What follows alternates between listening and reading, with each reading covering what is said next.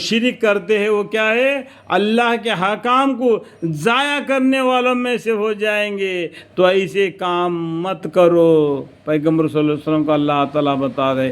پھر اگر بالفرض تم نے ایسا کیا، یعنی شرک کیا، یعنی غیر خدا کی عبادت کی، تو تم اس حالت میں اللہ کا حق ضائع کرنے والوں میں سے ہو جاؤ گے۔ اور مجھ سے یہ کہا گیا ہے کہ اگر تم کو اللہ تعالیٰ کوئی تکلیف پہنچا دے تو بجائے اس کے اور کوئی اس کا دور کرنے والا نہیں۔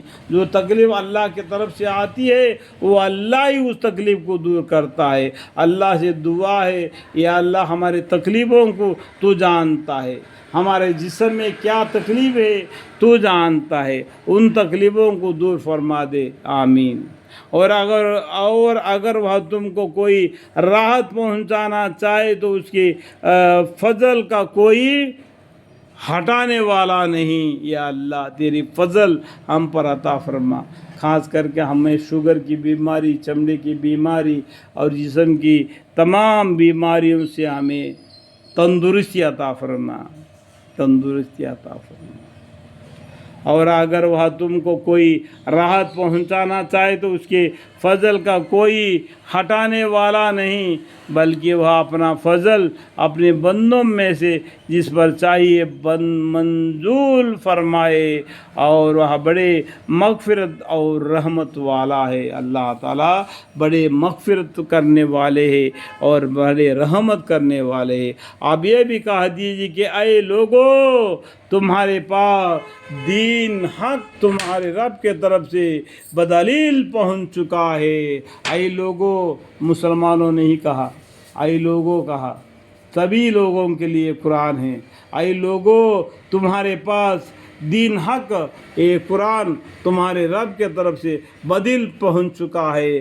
سو اس کے پہنچ جانے کے بعد جو شخص راہ راستہ پر آ جاوے گا، یہ قرآن آنے کے بعد یہ قرآن کو پڑھ کر اور پیغمبر کی بات کو سن کر جو شخص راہ راستے پر آ جائے گا، سو اپنے نفع کے واسطے راہ راستے پر آوے گا۔ اس لیے اپنی نفع کے واسطے راہ راستے پر آوے گا۔ اور جو شخص اب بھی بے راہ رہے، ایک قرآن آنے کے باوجود بھی، پیغمبر صلی اللہ علیہ وسلم آخری پیغمبر محمد مصطفیٰ صلی اللہ علیہ وسلم آنے کے بعد بھی ابھی کوئی پیغمبر نہیں آنے والے، ابھی کوئی کتاب نازل نہیں ہونے والی ہے، یہ سب ہونے کے باوجود بھی، اور جو شخص اب بھی بے راہ رہے گا تو اس کا بے راہ ہونا یعنی اس کا وبال بھی اسی پر پڑے گا، اس کا بے راہ ہونا، اس کا وبال اسی پر پڑے گا۔ گزشتہ زمانے کا قصوں کو پڑھو، سنو، دیکھو کتاب میں، قرآن میں، کہ ان لوگوں کو اوپر کیا عذاب نازل ہوگا جو دین اسلام سے، اللہ کے حکام سے اور ڈرایا گیا تھا، وہ نہیں ڈرے، ان پیغمبروں کو بھی الٹا جواب دے دیا، ان کا انجام کیا ہوگا؟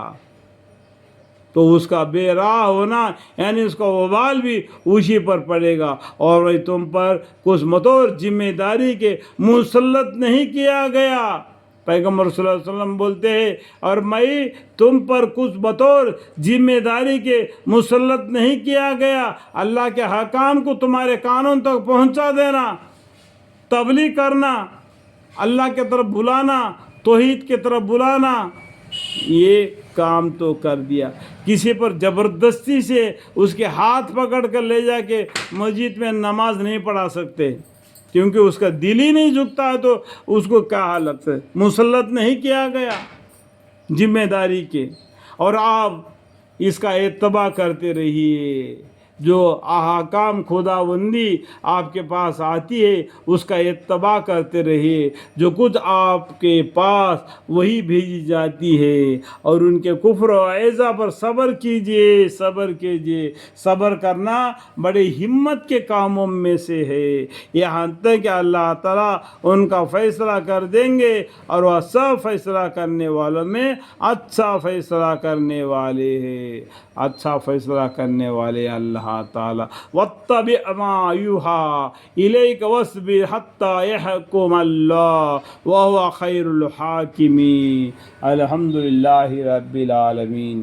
قرآن شریف کی تلاوت کے درمیان میں معنی پڑھنے میں اور معنی سمجھانے میں جو باتیں میں نے ملائی لوگوں کو سمجھنے کے لیے سمجھانے کے لیے جو ہم نے جو کوشش کی تھی، یا اللہ اس کوشش میں اگر ہماری غلطی ہو تو ہم میں معذرت چاہتا ہوں، معافی چاہتا ہوں۔ اللہم اغفر لی، اللہم اغفر لی، اللہم اغفر لی۔ وقل رب زدنی علما، وقل رب زدنی علما، وقل رب زدنی علما۔ قال رب اشرح لي صدري ويسر لي امري واحلل عقدة من لساني يفقهوا قولي آمين ثم آمين والحمد لله رب العالمين۔